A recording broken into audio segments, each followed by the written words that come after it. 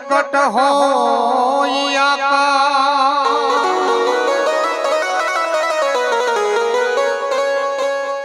દાબી ડૂબી ના રહે રે ઓ બોલી કસ્તુરી કેરી બા